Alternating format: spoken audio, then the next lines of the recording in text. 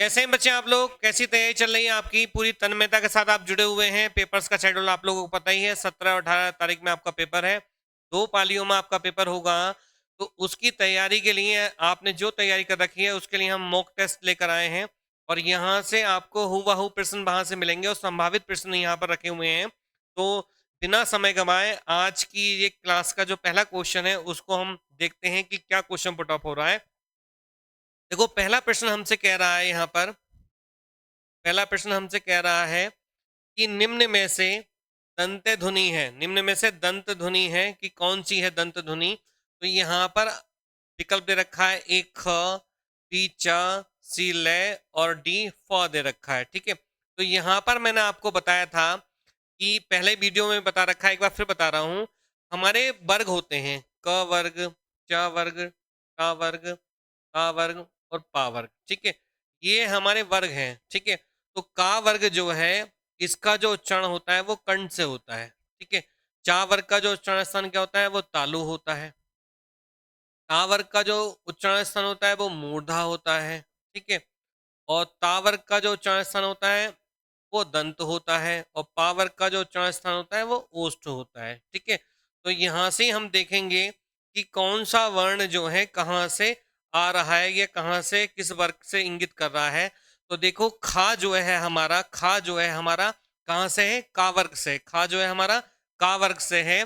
और चा जो है हमारा किससे है? हमारा चा वर्ग से है। चा जो है हमारा चा वर्ग से है।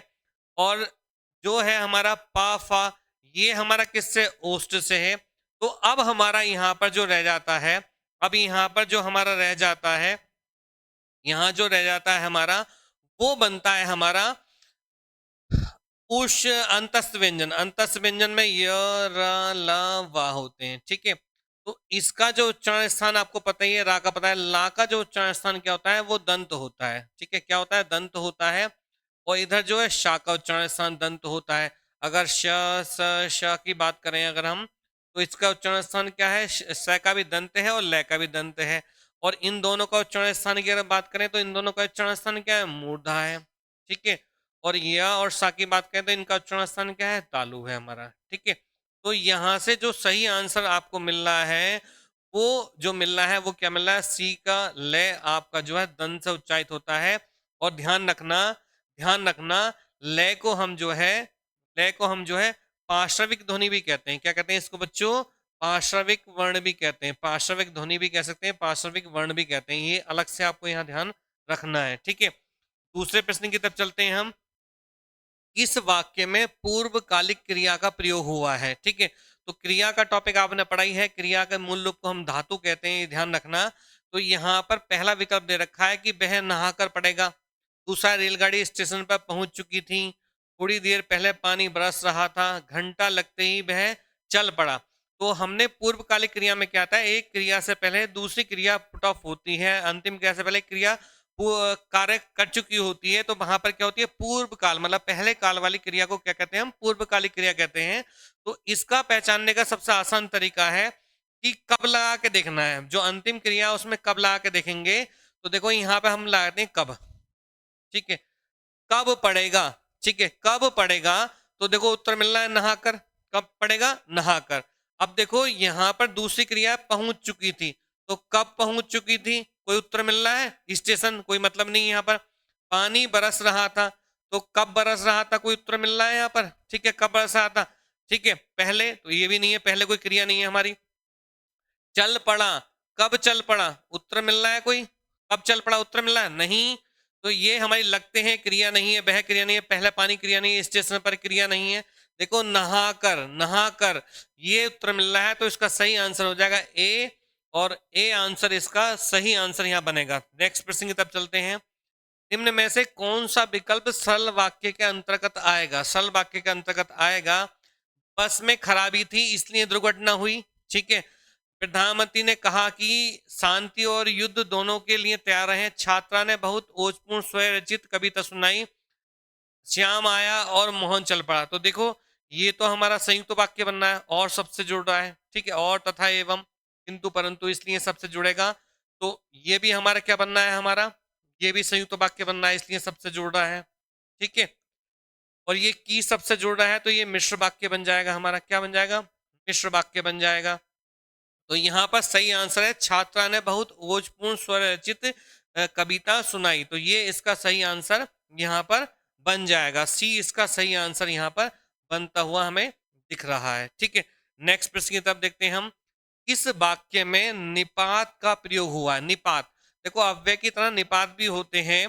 तो यहाँ पर निपात का जो प्रयोग होता है, निपात का कार्य होता है कि किसी भी चीज पर विशेष बल प्रदान कर देना। ठीक है, जैसे मैं कहूं कि मुझे बनारस जाना है, ठीक है, तो सिंपल बात है। अब मैं कहूं कि मुझे बनारस ही जाना है, तो ही सबसे उस पर प्रभाव पड़ गया। जैसे मैं कहूं कि अर्पिता को अयोध्या जाना है, ठीक है, हो सकता है कि अयोध्या ना जाके वो काशी चली जाए, ठीक है, या इलाहाबाद चल जाए, प्रयाग चल जाए, कहीं पे चले, लखनऊ चल जाए, लेकिन कह दें कि अर्पिता को अयोध्या ही जाना है, तो ही सबने उसको प्रभाव दे दिया। तो निपात का कार्य है बल प्रदान करना। निपात का कार्य क्या है? बल प्रदान करना। तो यहां पर देखते हैं हम, हरी छत पर बैठा है, पहला विकल्प है। दूसरा है कल एक कवि गोष्ठी का आयोजन किया गया। तीसरा है आप भी आइएगा। चौथा है मैं छुट्टी के दिन घर पर रहता हूं। तो यहां पर देखो भी शब्द है, आप आइएगा कोई बात नहीं है, आप भी आइएगा बल दे दिया उसने, तो भी शब्द यहां पर क्या निपात बनना है। तो यही इसका सही आंसर यहां पर बन जाएगा। ठीक है, नेक्स्ट प्रश्न की तरफ देखते हैं। निम्न में महाप्राण व्यंजन कौन सा है? मतलब महाप्राण व्यंजन कौन सा है? ठीक है, तो अल्पप्राण और महाप्राण आपको पता ही है कौन सा होता है। देखो अल्पप्राण में क्या होता है? अल्प प्राण में क्या होता है? हर वर्ग का पहला, तीसरा और पांचवा वर्ण। हर वर्ग का पहला, तीसरा, पांचवा वर्ण क्या होता है? अल्प प्राण होता है हमारा। महाप्राण में क्या होता है? महाप्राण में क्या होता है? हर वर्ग का दूसरा और चौथा वर्ण। दूसरा और चौथा वर्ण क्या होता है? महाप्राण होता है। तो अगर हम बात करें क, ख, च और गा, ये दे रखा है। तो देखो का तो हमारा पहला ही वर्ण है, का हमारा पहला वर्ण है, ठीक है। चा हमारा ये भी देखो पहला वर्ण है, ठीक है। और का, खा, गा ये हमारा तीसरा वर्ण है। तो देखो यहाँ पर अगर हम बात करें, मैं यहाँ समझाऊं आपको, देखो जो समझते हैं थोड़ा सा हम यहाँ पर। देखो ये जो है हमारा, ये देखो पहले नंबर पर आ रहा है का हमारा। फिर देखो चा को हम देखें तो चा हमारा ये पहले नंबर पर आ रहा है। और फिर हम गा को देखें तो गा देखो हमारे तीसरे नंबर पर आ रहा है। अब देखो खा को देखते हैं, हम किसको देखते हैं बच्चों? हम अब हम खा को देखते हैं, इस खा को देखते हैं। तो का के बाद में अगला वर्ण क्या आता है? खा आता है। तो खा कितने नंबर पर आता है? हमारे दूसरे नंबर पर आ रहा है। तो देखो ये बन गया ना महाप्राण हमारा। और ये सारे के सारे क्या बनने हैं? हमारे अल्पप्राण बनने हैं। तो आप इस तरह से भी क्वेश्चन का आंसर सोच सकते हो, विकल्प के अकॉर्डिंग देख सकते हो। ठीक है, अगले प्रश्न की तरफ चलते हैं हम। देखो निम्न में देशज शब्द है, निम्न में देशज शब्द है। पहला है झोपड़ी, अफीम, पानी, तमाशा। देशज शब्द पूछा है। और देशज शब्द क्या होते हैं बेटा? वे शब्द जिनका कोई व्याकरणिक नियम आधार नहीं होता है, वो देशज शब्द कहलाते हैं। डॉक्टर पीताम्बर दत्त बड़तपाल ने खोज की, और खोज करने के बाद ये निष्कर्ष निकाला कि हमारी हिंदी भाषा में जो है 1167 वर्ड से हैं जो हम अपनी देशज भाषा में प्रयोग कर रहे हैं। क्यों? क्योंकि इनका कोई व्याकरणिक नियम आधार नहीं है। जैसे मैं बात करूं चाकू, अब चाकू शब्द को अगर मैं अमेरिका में जाऊं तो चाकू का अंग्रेजी में नाइफ कहते हैं, तो नाइफ हो जाएगा उसका, ठीक है। लेकिन अगर मैं बात करूं झोपड़ी, लोटा, बकबक, बॉडम, ठीक है, चुड़ैल, ठीक है, अंट संट, ठीक है, टोपी, सॉरी पगड़ी, लाठी, डंडा, ये सारे शब्द क्या बनेंगे? देशी शब्द बनेंगे। तो देखो अफीम शब्द यहाँ पर विदेशी शब्द है, पानी हमारा वैसा शब्द है, तमाशा हमारा वैसा शब्द है। लेकिन झोपड़ी यहाँ पर जो है ये हमारा देश शब्द है। तो 6 का आंसर क्या बन जाएगा? ए बन जाएगा। अब नेक्स्ट हम प्रश्न की तरफ देखते हैं। कनक कनकते सो गुनी मादकता अधिकाय, पा खाए बोराए जग या पाए बोराए। तो देखो यहाँ पे कनक कनक शब्द आया, तो एक कनक का मीन्स क्या है? धतूरा। और दूसरे कनक शब्द का अर्थ क्या है? सोना।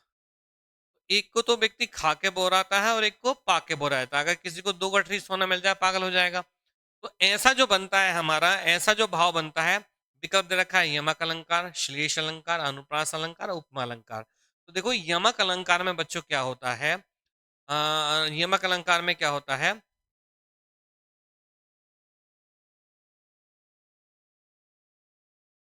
कोई शब्द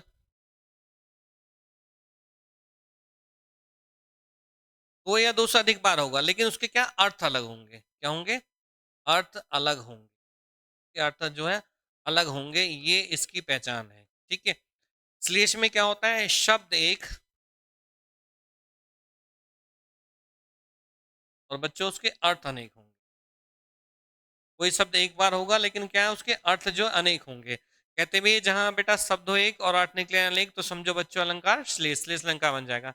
अनुप्रास में क्या होता है, एक ही वर्ण की आवृत्ति, एक ही वर्ण की आवृत्ति, एक ही वर्ण की आवृत्ति हो, एक ही वर्ण की आवृत्ति हो, एक ही वर्ण की आवृत्ति होगी। उपमा अलंकार में क्या, तुलना की जाएगी, और ये इसके वाचक शब्द क्या होते हैं, से, सी, सा, सम, समाना, सरिस और सो। ये नोट कर लेना, जानकारी के लिए है, अच्छा आपको रहेगा, क्योंकि अब इस समय आपको रिवाइज करना है, उसके अकॉर्डिंग चलना है। तो देखो यहाँ पर जो इसका सही आंसर है, यहाँ पर श्लेष अलंकार तो होगा नहीं, क्योंकि कनक कनक शब्द एक से ज्यादा बार आया, लेकिन दोनों के क्या अर्थ अलग निकलने हैं। तो इसका सही आंसर हो जाएगा ए, यमक अलंकार। ठीक है, यमक अलंकार इसका आंसर हो जाएगा। नेक्स्ट प्रश्न की तरफ चलते हैं हम। वह साहित्य जिसमें गद्य और पद्य दोनों मिश्रित हो, यानी कि गद्य का ही मिश्रण हो और पद्य का ही मिश्रण हो, तो उसे हम कहते हैं, देखो गद्य, ठीक है, और पद्य। ठीक है, अब गद्य और पद्य क्या है ये समझ लो। छंद मुक्त, एक लाइन में बात करें, छंद मुक्त रचना, छंद मुक्त रचना क्या कहलाती है, गद्य कहलाती है। और पद्य जो होता है छंद युक्त रचना, छंद युक्त रचना, छंद युक्त रचना, ठीक है, क्या कहलाती है, पद्य कहलाती है। अब इन दोनों का मिश्रण, गद्य और पद्य दोनों का मिश्रण क्या कहलाता है, चंपू कहलाता है। साहित्य में क्या कहलाता है बेटा, चंपू काव्य कहलाता है। क्या कहलाता है, चंपू काव्य, जिसमें गद्य भी हो और पद्य भी हो।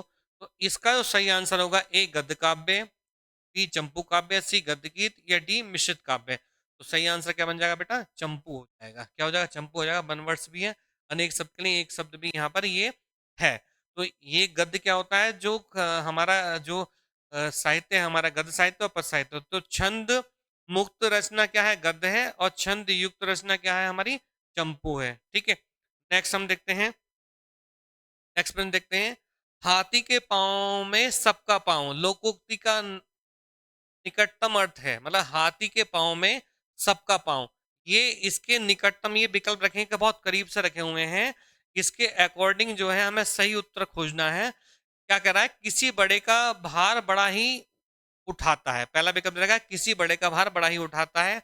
अगला है बड़े लोगों के साथ छोटों का भी गुजर हो जाती है। अगला है यदि किसी व्यक्ति का कोई कुटुंबी उन्नति करता है तो उसका भी नाम होता है। अगला है डी, किसी कार्य करने में बड़े आदमियों के असफल होने पर छोटा उसे करने को तैयार हो जाता है। ठीक है, तो सही आंसर इसका, सही आंसर जो है क्या हो सकता है, उसका सही आंसर उसका क्या होगा, उसे हम देखना है। तो इसका जो सही आंसर है वो ये है कि बड़े लोगों के साथ छोटों का भी गुजर हो जाती है। यानी कि हाथी का पांव, देखे कहते हैं ना कि मरा हाथी भी क्या कहलाता है, सवा लाख का क्या होता है, मरा हाथी भी क्या होता है, सवा लाख का होता है। तो ये सब चीज जो है यहाँ पर हमें समझने को देखने को मिल रही है। इसका सही आंसर क्या हो जाएगा, बी हो जाएगा, बड़े लोगों के साथ छोटों की भी गुजर हो जाती है। ठीक है, नेक्स्ट प्रश्न की तरफ देखते हैं हम। अगला, गर्माहट शब्द में प्रत्यय है, तो प्रत्यय को आपको पता होगा, प्रत्यय क्या होते हैं। देखो उपसर्ग लगते हैं पहले, उपसर्ग लगते हैं, ठीक है, पहले, और प्रत्यय जो लगते हैं हमारे, ये लगते हैं बाद में। प्रत्यय कब लगते हैं बच्चों, प्रत्यय लगते हैं हमारे बाद में। कब लगते हैं, बाद में लगते हैं। लेकिन प्रत्यय जो होते हैं हमारे, ये दो प्रकार के होते हैं, एक तो कृत प्रत्यय और एक होते हैं हमारे तद्धित प्रत्यय। ठीक है, कृत प्रत्यय जो लगे हुए होते हैं, कृत प्रत्यय जो लगते हैं, ये लगते हैं हमारे धातु में। किस में लगते हैं, हमारे धातु में। धातु मतलब बोले तो क्रिया, क्रिया में लगता है। और तद्धित प्रत्यय जो लगते हैं हमारे, ये संज्ञा, सर्वनाम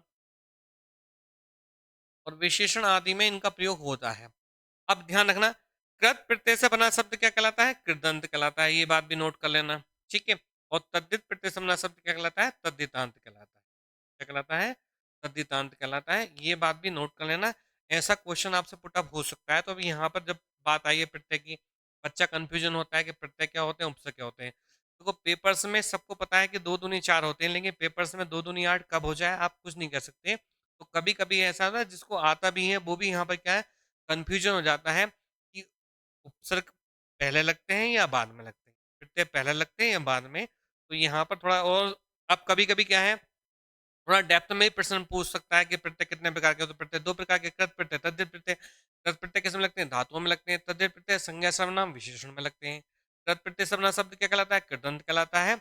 और तद्धित प्रत्यय से बना शब्द क्या कहलाता है, तद्धितांत कहलाता है। तो ये बात भी आपको जानकारी है। अब हम क्वेश्चन की तरफ चलते हैं कि इसमें गर्माहट शब्द में प्रत्यय होगा, हठ होगा, ट होगा, आहट होगा या आह होगा। ठीक है, तो देखो सीधी सी बात है, मूल शब्द गर्म है और इसमें क्या आहट शब्द रखा है, तो ये सही आंसर क्या हो जाएगा हमारा, गर्माहट। आहट प्रत्यय इसमें है। ठीक है, ऐसे शब्द होता है यहाँ पर बनावट होता, क्या होता, बनावट होता। ठीक है, तो बन प्लस आवट, तो यहाँ पर क्या होता है, आवट प्रत्यय हो जाता है।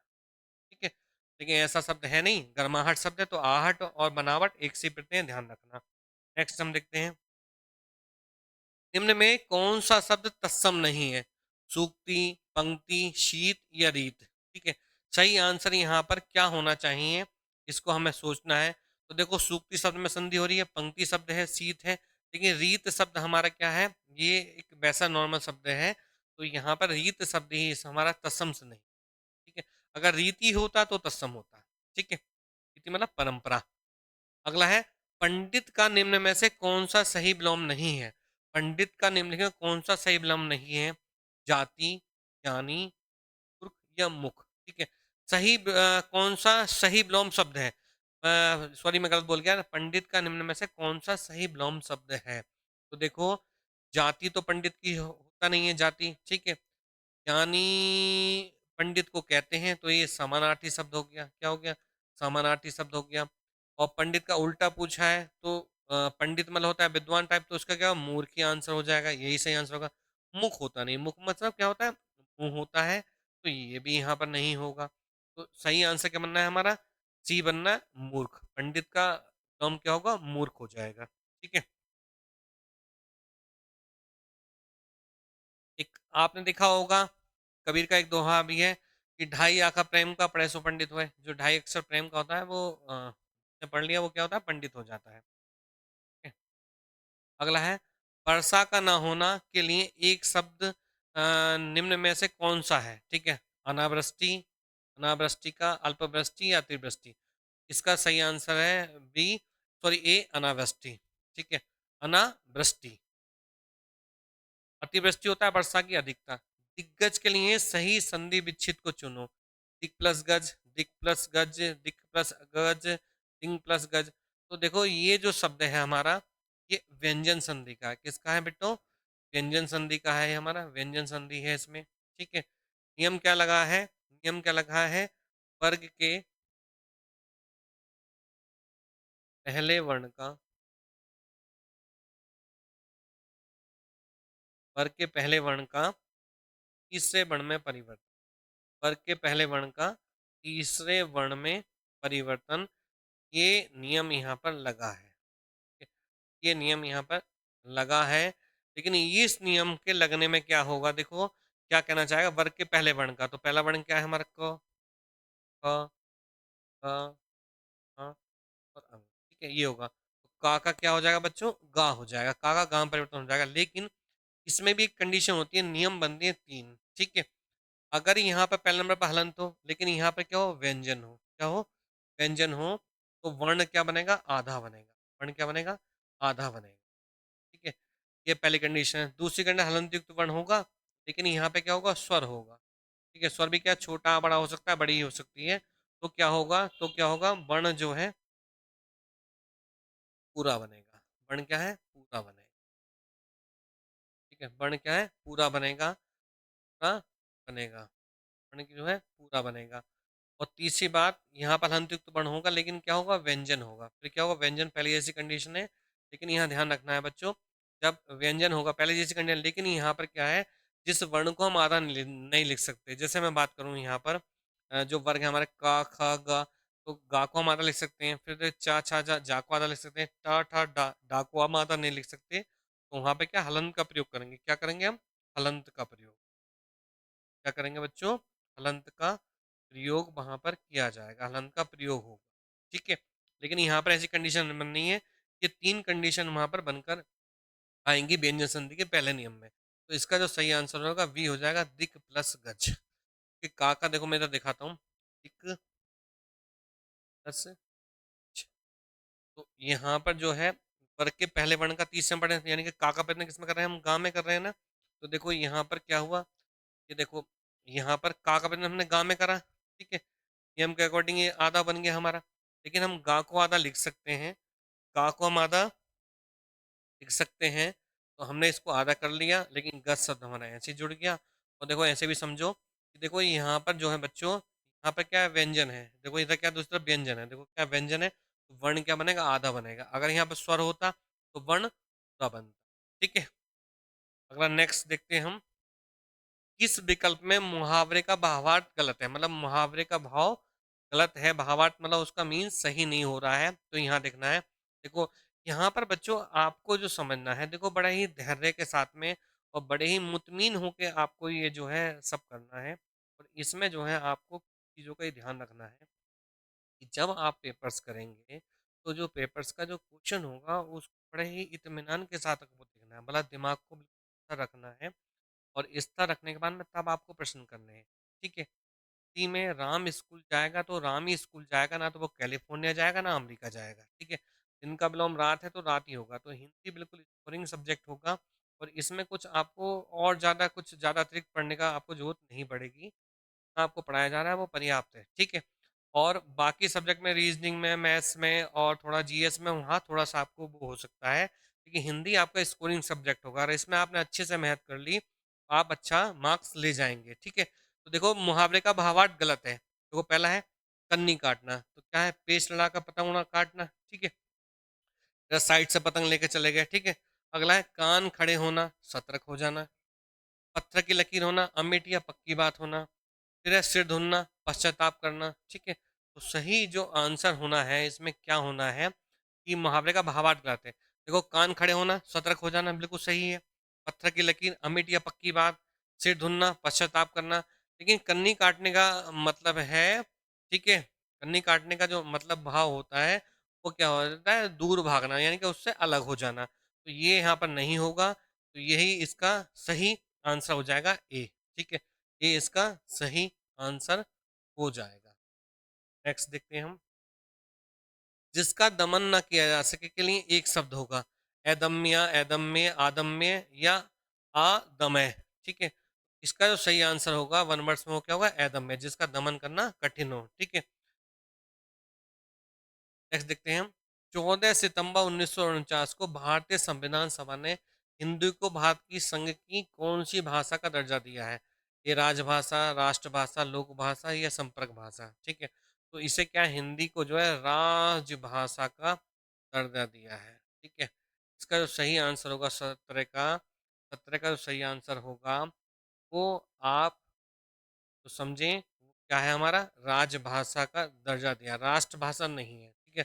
अभी हिंदी हमारी राष्ट्रभाषा नहीं बनी है, लेकिन लोगों के भावनाओं के लिए इसे राष्ट्रभाषा कह देते हैं, लेकिन हमारा क्या है, संविधान ने दिया है इसे राजभाषा का दर्जा दिया है। अगला है, किस विकल्प के सभी शब्द विशेषण से बनी भाववाचक है, भाववाचक संज्ञा, विशेषण से बनी भाववाचक संज्ञा है, महत्व, सौंदर्य, प्राथमिकता, मनुष्य, डी विकल्प में स्वास्थ्य, नैतिकता, सी में छुटपन, लड़कपन, धार्मिकता, धैर्य, गौरव, पशुता। तो देखो यही है, छुटपन, लड़कपन और धार्मिकता विशेषण से, ठीक है, ये विशेषण से बनने हैं। देखो ये जातिवाचक संज्ञा से बनना है, ठीक है, ये हट जाएगा। महत्व, सौंदर्य, ये देखो गुणवाचक से बनना है, ठीक है। और ये हमारा किससे बनना है, जातिवाचक से बनना है, ठीक है। ये यहाँ पर नहीं बनेगा, यही हमारे जो है किससे बनने हैं बेटा, विशेषण से बनते हुए दिखाई दे रहे हैं, किससे बनने हैं, विशेषण से बनने हैं, ठीक है। यही इसका सही आंसर होगा। नेक्स्ट देखते हैं हम, दोहा के प्रथम चरण में कितनी मात्राएं होती हैं, दोहा के प्रथम चरण में कितनी मात्राएं होती हैं। तो देखो सबसे पहले तो ये जान लो कि जो ये दोहा, चौपाई, सोठा, रोला जो होते हैं, तो दोहा में जो होता है हमारा, ये दोहा जो होता है कोई भी जो छंद होगा वो 4 चरणों में बटा होगा। कितने चरणों में बटा होगा बच्चों? 4 चरण होंगे। दोहा में कितने होंगे? 4 चरण होंगे। तो इसका पहला,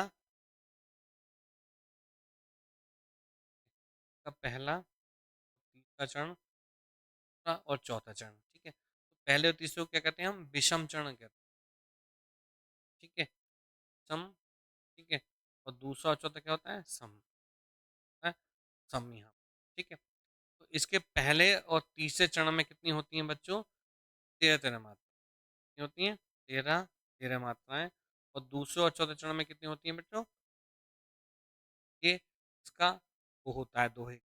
इसमें क्या 11 मात्राएं होंगी, 12 मात्राएं होंगी, 13, मतलब प्रथम चरण में तो कितनी मात्रा होंगी? 13 मात्रा होंगी प्रथम चरण में हमारे, ठीक है। पहले और तीसरे चरण में 13 मात्राएं। ऐसे ही अगर हम बात करें दोहा के बाद में, हम क्या बात करें? चौपाई की बात करें तो चौपाई में भी 4 चरण होंगे, तो लेकिन वो सम है, तो उसमें सम में क्या होंगी? सम में 16-16 मात्राएं होंगी। क्या होंगी? 16-16 मात्राएं होंगी। दोहा का उल्टा क्या होता है? सौठा होता है। क्या होता है बच्चों? सौठा होता है। तो सौठा में क्या होती है? सौठा में क्या होती है? 11, 13, 11, ये रेशु बन जाता है, ठीक है। पहले और तीसरे चरण में क्या होंगी? इसके पहले और तीसरे चरण में क्या होंगी? पहले और दूसरे चरण में क्या ये, हाँ, पहला, दूसरा और तीसरा, चौथा, ये मतलब सोठा में इसका उल्टा हो जाएगा। दोहा का जो उल्टा क्या होता है? सोठा होता है। ऐसे ही हमारा एक बरवे छंद होगा, बरवे, ठीक है। तो बरवे में जो रहता है हमारा, वो 12-7, 12-7 रहता है। कितना रहता है? 12-7, 12-7। पहले और तीसरे चरण में 12-12, दूसरे और चौथे चरण में क्या होंगे? 7-7 होंगे, ठीक है। अगला क्या है हमारा? इसमें देखें, पहले और तीसरे चरण में 11-11, दूसरे और चौथे चरण में क्या होंगी? 13 मात्रा होंगी सोठा में। अगला हम रोला की बात करें, रोला, तो रोला में क्या होगा हमारा? इसमें भी 24-24 के 4 चरण होंगे, 24-24 के 4 चरण होंगे, ठीक है। तो ये कुछ छंद से संबंधित जानकारी है, इसको देख लेना, इससे बाहर आपको नहीं मिलेगा, लेकिन छंद की वीडियो हम जल्दी बनाने वाले हैं आपके लिए।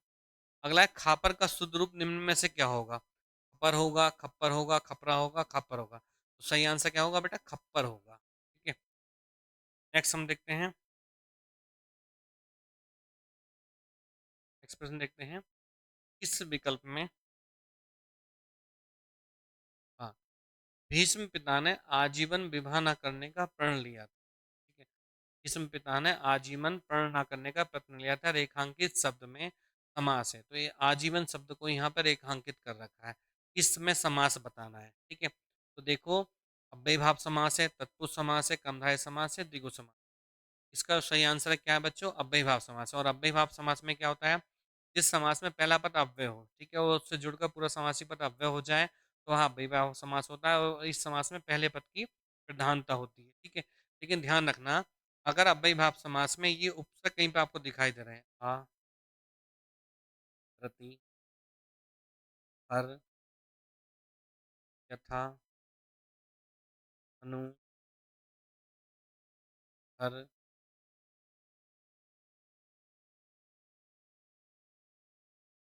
अगर ये उपसर्ग कहीं मिल रहे हैं तो वहां पर क्या होगा? अव्ययीभाव समास, ठीक है। कर्मधारय समास में पहला पद विशेषण होगा। क्या होगा? विशेषण। दूसरा पद क्या होता है? विशेष्य, विशेष्य होगा। विशेषण विशेषण भी हो सकता है, और विशेष्य प्लस विशेषण भी हो सकता है। तत्पुरुष समास के समासिक पदों में क्या है? दूसरा पद प्रधान होगा, सेकंड पद प्रधान होता है, सेकंड पद प्रधान। अव्ययीभाव समास में फर्स्ट पद प्रधान, फर्स्ट पद प्रधान होता है, ये ध्यान रखना। परिभाषागत भी सैद्धांतिक प्रश्न पूछता है आपसे। द्विगु समास में क्या होगा? पहला पद संख्यावाची, फर्स्ट पद क्या होगा? पहला पद संख्यावाची, पहला पद संख्यावाची, दूसरा पद क्या कराएगा? इसका सेकंड पद क्या कराएगा? समूह का बोध कराएगा बच्चा। क्या कराएगा? समूह का। हाँ, तो पद क्या है? समूह। ये यहाँ पर इसमें रहता है, तो इसका सही आंसर होगा आजीवन का होगा, क्या होगा? अव्यय भाव से। क्या बनेगा हमारा? देखो, आ रहा है यहाँ पर, ऐसे ही लगा सकते हैं। आजीवन हो सकता है, आसमुद हो सकता है, आमरण हो सकता है, ठीक है। प्रतिदिन हो सकता है, प्रतिक्षण हो सकता है, हर दिन हो सकता है, यथारूप होता है, यथा संभव हो सकता है, अनुरूप हो सकता है, भरपेट हो सकता है, बेरहम हो सकता है, बेगम हो सकता है, बेबुनियाद हो सकता है, बेवजह हो सकता है, और एक से शब्द की पुनरावृत्ति हो जाए, कब कब कैसे कैसे, किंतु किंतु, परंतु परंतु, यद्यपि यद्यपि, तथापि तथापि, इसलिए, यहाँ यहाँ, वहाँ वहाँ, पल पल, घटाघट, एकदम खुला, तो ऐसे शब्दों में क्या होगा बच्चों का अव्ययीभाव समास बने। ठीक है, नेक्स्ट प्रश्न अब देखते हैं हम, किस विकल्प में द्वंद्व समास नहीं है, मतलब किस विकल्प में द्वंद्व समास नहीं है। देखो काल द्वंद्व समास में क्या होता है, देखो द्वंद्व समास में देखो समझ लो, देखो परिभाषा का पूछ सकता है द्वंद्व समास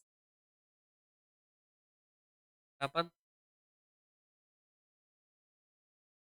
तो ये दोनों ही पद प्रधान होते हैं परिभाषा, सॉरी द्वंद्व समास में दोनों ही पद प्रधान होंगे, पहला भी और दूसरा भी, दोनों पदों के बीच में एक योजक चिन्ह होगा, हाँ, योजक चिन्ह,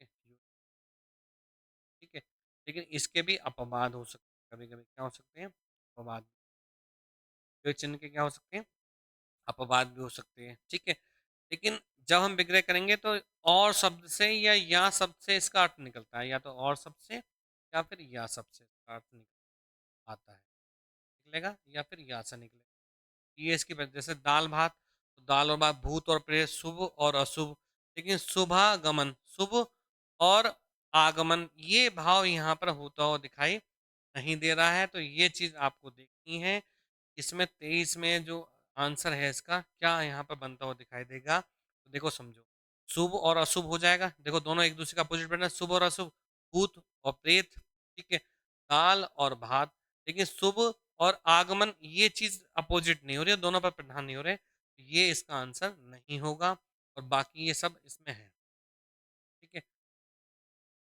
दाल भात में, भूत प्रेत में और शुभ अशुभ में। नेक्स्ट हम देखते हैं, वीरों का कैसा हो बसंत कविता किसने लिखी है, वीरों का कैसा हो बसंत कविता किसने लिखी है, तो सुमित्रा कुमारी चौहान है, सुभद्रा कुमारी चौहान है, माखनलाल चतुर्वेदी है, या रामधारी सिंह दिनकर है, तो इसका जो सही आंसर, इसका जो सही आंसर बच्चों आपको बनता हुआ दिखना है कि क्या दिखना चाहिए, देखो 24वें प्रश्न का आंसर, सही आंसर है सुभद्रा कुमारी चौहान, इन्होंने रचना करी है वीरों का कैसा हो बसंत, ठीक है, कहाँ नहीं मैं सुरबालाओं के वो पुष्प की अभिलाषा का है, ठीक है, अगला है, भारत भारती के रचनाकार है, भारत भारती के रचनाकार है, मैथिली शरण गुप्त हैं, रामधारी सिंह दिनकर हैं, जयशंकर प्रसाद हैं, या माखनलाल चतुर्वेदी हैं, तो ये जो रचना है, ये जो भारत भारती रचना है, ये मोस्ट इम्पोर्टेंट रचना है, ठीक है, यहाँ से प्रश्न आपके लिए पुट अप हो सकता है, और ये जो रचना है बच्चों किसकी है, मैथिली शरण गुप्त की है, ठीक है, किसकी है, मैथिली शरण गुप्त की है, और यहाँ पर ध्यान रखना, तो इनकी मैथिली शरण गुप्त की ये रचना है, जयशंकर प्रसाद की आप देखो कमायनी देख लेना एक, ठीक है, पूछी जा सकती है कमायनी, या इसकी जो है आंसू पूछी जा सकती है, ठीक है, और माखनलाल चतुर्वेदी की एक है पुष्प की अभिलाषा, पुष्प की अभिलाषा, की अभिलाषा, और इन्हें ही जो है शुद्ध भारतीय आत्मा का कवि है, भारतीय आत्मा का कवि भी, आत्मा का भारतीय,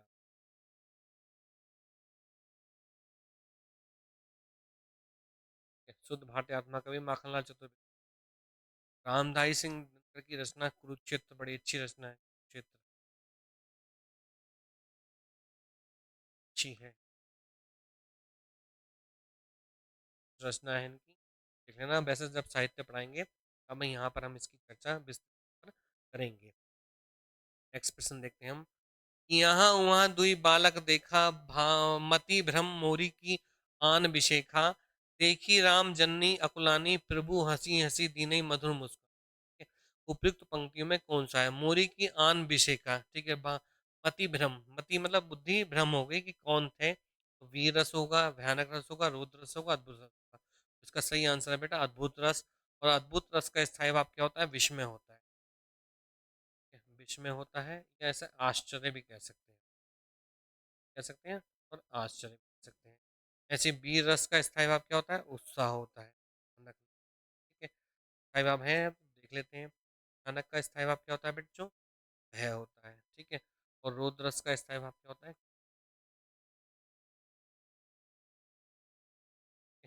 ये थोड़ी सी अलग से जानकारी, अंदर जानकारी है, इनको भी लिखते हुए और नोट डाउन करते हुए चलो। आप जो नोट्स जब आप प्रैक्टिस सेट पर सॉल्व कराओ, एक जो है अपनी एक डायरी कॉपी बना लो, उस पे जो उसको नोट डाउन करते रहो, कुछ महत्वपूर्ण चीज़ आपको लगे तो उसको ठीक है।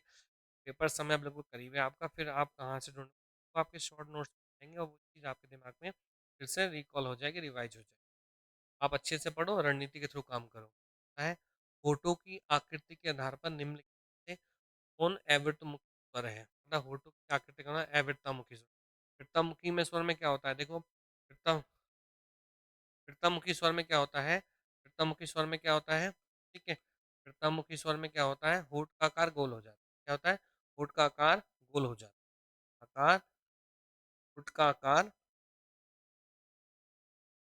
आकार गोल हो जाता है। ठीक है, अब यहाँ पर देखो, आकार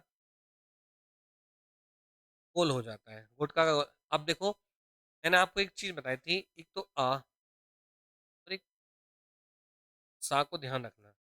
आज जिसके साथ लगेगा उसको क्या कर देगा? रहित कर देगा। है जिसके साथ लगेगा सहित कर देगा। ये दो बार मतलब बताई थी मैंने। जैसे लिख दूं मैं अपरिवार,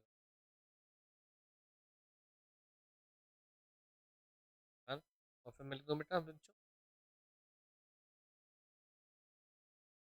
ठीक है। अपरिवार मतलब परिवार से रहित, सहपरिवार या परिवार के साथ में। ठीक है, तो देखो यहाँ पर वृत्तामुखी है जिसका आकार गोल होगा, और देखो यहाँ पे क्या दे दिया? अवृत्तामुखी। क्या दे रखा है? अवृत्ता, अवृत्ता, यानी कि अब होठ का आकार गोल नहीं होगा। होठ का आकार क्या होगा? गोल नहीं होगा। ठीक है, होठ जो है फैल जाएंगे। ठीक है, तो इसमें जो है हमारा, देखो ऊ, ऊ, ठीक है, ऊ, देखो ई है, ऊ है, ओ है, और हमारा क्या? ऊ है। तो ई, ई, होठ फैल रहे हैं हमारे। देखो देखो, ऊ, ओ, ऊ, तो इसमें गोल हो रहा है। तो ये जो तीन है हमारे, ये जो तीन है, ये तो वृत्तमुखी स्वर हो जाएंगे। और ये जो है ई जो है हमारा, ये क्या बन जाएगा बच्चों? हमारा अवृत्तमुखी स्वर बन जाएगा। यही इसका आंसर है, अवृत्तमुखी स्वर है। मतलब इसमें पूछा है अवृत्तमुखी स्वर है तो क्या है? ई हो जाएगा। क्या हो जाएगा बच्चों हमारा? ई हो जाएगा। ये सही आंसर यहाँ पर बन जाएगा। नेक्स्ट प्रश्न देखते हैं हम। 1540 ईस्वी में अवधी बोली में लिखी गए महाकाव्य पद्मावत के रचयिता कौन है? ठीक है, पद्मावत के रचयिता कौन है? तो ध्यान रखना है यहाँ पर। ये पहला विकल्प है मलिक मोहम्मद जायसी, अब्दुल रहमान खान खाना, कबीर या अमीर खुसरो। इसका जो पद्मावत का जो समय 1540, इसके जो राइटर हैं वो कौन है? मलिक मोहम्मद जायसी हैं। ठीक है, पद्मावत, अखरावट, रचना और देख लो इनकी, अखरावट। ठीक है, इस रचना और देख लो इनकी, आखिरी।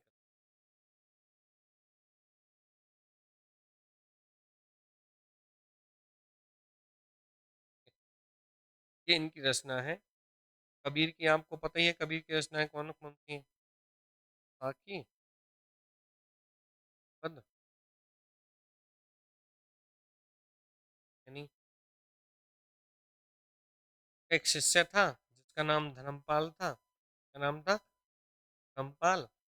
इसने जो है क्या करा, इनकी इन तीनों रचनाओं को एक जगह संग्रहित कर दिया और नाम दे दिया बीजक। बीजक किसकी रचनाओं का संग्रह है? कबीरदास। ये भी जानकारी करना। इसको महाकाव्य जो परमावत है किसने लिखा है? मलिक मोहम्मद जायसी ने लिखा। ठीक है, अच्छा महाकाव्य है। इसकी एक पंक्ति है, इसकी पंक्ति दिमाग से है उसमें, नागमती के वियोग वर्णन को दिखाया गया है। चढ़ा आषाढ़ गगन घन भाजा। ठीक है, पंक्ति अच्छी पंक्ति है, और के हिसाब से जो नागमती के वर्णन को दिखाया गया है। ठीक है, लेकिन पद्मावत की एक पंक्ति है कि मानुष प्रेम भयो बैकुंठी, मानुष प्रेम भयो बैकुंठी, छार उठाए ली नहीं एक मुट्ठी। छार मतलब राख उठाई और ली नहीं एक मुट्ठी। ठीक है, पंक्ति है। अलाउद्दीन कहता है जब पद्मावती को वो नहीं पाता है, तो शैतान का रूप है। अगला है, हे देवी यह नियम सृष्टि में सदा अटल है, रह सकता है वही सुरक्षित जिसमें बल है, निर्बल का है नहीं जगत में कहीं ठिकाना, रक्षा साधन उसे प्राप्त हो चाहे नाना। ठीक है, उपयुक्त पंक्तियों में छंद है, उतलिया है, छप्पे है, उल्लाला है, रोला है। इस पंक्ति में देखो, अंत में गुरु वर्ण आ रहा है, देखो क्या आ रहा है, गुरु वर्ण आ रहा है, तो गुरु वर्ण आ रहा है, अंत में वर्ण आ रहा है, गुरु वर्ण आ रहा है, तो गुरु वर्ण होने के बाद में क्या होता है, हमारा तुला छंद बन जाता है। और इसमें कितने होते हैं, 24 के मात्राओं के जो है 4 चरण होते हैं, 4 चरण, 4 चरण रोला छंद है, ठीक है। कुंडिया में 6 चरण होते हैं, छप्पे में भी 6 चरण होते हैं, ठीक है। ये यहाँ पर हमारा क्वेश्चन है। अगला प्रश्न देखते हैं। रातों रात में समास है, रातों रात में समास है, अव्ययी भाव समास, द्वंद्व समास, तत्पुरुष समास, कर्मधारय समास। देखो अव्ययी भाव समास में मैंने बताया था आपको कि जिसमें आ, प्रति, हर, यथा, अनुमर, वे, कब कब, कैसे कैसे, किंतु किंतु ऐसे शब्द आए तो वहाँ पर अव्ययी भाव समास होगा। द्वंद्व समास में दोनों पद प्रधान होंगे, ठीक है, और दोनों पदों के बीच में एक विवेचन लगा होगा, लेकिन उसके भी अपवाद हो सकते हैं। तत्पुरुष समास में जो है दूसरा पद प्रधान होता है, और इस समास के सामासिक पदों में तो योजक चिन्ह या सॉरी कारक चिन्ह जो छुपे रहते हैं, योजक चिन्ह नहीं, कारक चिन्ह छुपे रहते हैं, विभक्ति चिन्ह से कर्म का, करण का, संप्रदान का, अपादान का, संबंध का, अधिकरण का, उनके चिन्ह छुपे होंगे। कामधारय समास में पहला पद विशेषण और दूसरा पद विशेष्य होगा। इसमें रातों रात में रातों रात शब्द में जो है हमारा कौन सा शब्द होगा, इसमें अव्ययी भाव समास आया है, क्योंकि इसमें जो है एक से शब्द की पूरे रातों रात, कानों कान, हाथों हाथ, ऐसे वर्ड्स यहाँ बन रहे हैं। तो इसका जो सही आंसर होगा, वो क्या बनेगा, हमारा अव्ययी भाव समास बनेगा। नेक्स्ट हम देखते हैं। हाँ, दिए गए अंशों में इंगित कीजिए, ए बी सी से इंगित कीजिए, त्रुटि न होने पर विकल्प डी का उत्तर कीजिए। काव्य की शोभा अथवा चमत्कार कभी कभी शब्दों में होता है और कभी कभी अर्थों में होता है, ठीक है, कोई त्रुटि नहीं है। तो देखो काव्य की शोभा मतलब काव्य की जो शोभा बढ़ती है या चमत्कार जो होता है कभी कभी शब्दों में होता है और कभी कभी अर्थों में होता है, ठीक है, तो ध्यान रखना है। शब्दों में तो होता है, ठीक है, लेकिन कभी कभी अर्थों में नहीं होता है, ये शब्द अर्थ में होता है, ठीक है। तो ये यहाँ पे एरर है, इसके सी वाले पोर्शन में एरर है, बाकी ये जो वाक्य है हमारा है, ठीक है। नेक्स्ट प्रश्न की तरफ हम देखते हैं कि दिए गए विकल्पों में सही का चयन करें, रिक्त स्थान को भरें। मंत्र वह है जो अक्षरों एवं शब्दों के से ही बनती है, ठीक है, ठीक है।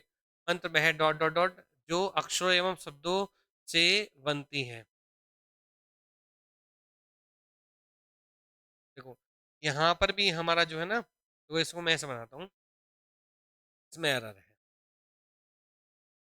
मंत्र वह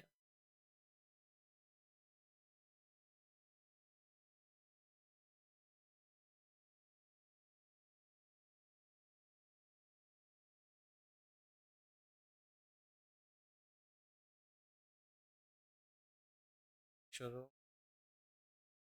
एवं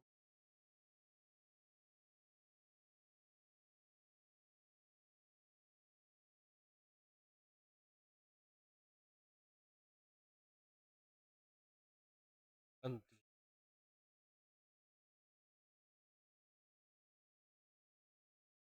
ठीक है। ध्वनि समूह से, बोल संगीत से, वचन शक्ति से, शकली या मिश्रण है। तो ध्वनि वह, मंत्र वह, मंत्र वह ध्वनि है, मंत्र वह ध्वनि है जो अक्षरों एवं शब्दों के समूह से बनती। ये यहाँ पर थोड़ा एरर भैया ने नहीं करा था, यहाँ पर एरर। इसका जो सही आंसर है वो ये है। देखो ध्वनि मंत्र वह बोल है जो अक्षरों एवं शब्दों के संगीत से होता नहीं बनेगा। देखो मंत्र वह वचन है जो अक्षरों एवं शब्दों के जुड़ने से बनता है, नहीं बनेगा। शब्द वह शकली है या मिश्रण है, नहीं बनेगा, ठीक है। तो सही आंसर है ध्वनि और समूह से, ठीक है। तो ये आज की प्रश्नोत्तरी थी। प्रश्नों को आपने देखा है, बड़े मन से और अच्छे तरीके से इसको आपको पढ़ना है और इत्मीनान के साथ पेपर सॉल्व करना है। आपका जो रहेगा अच्छा रहेगा।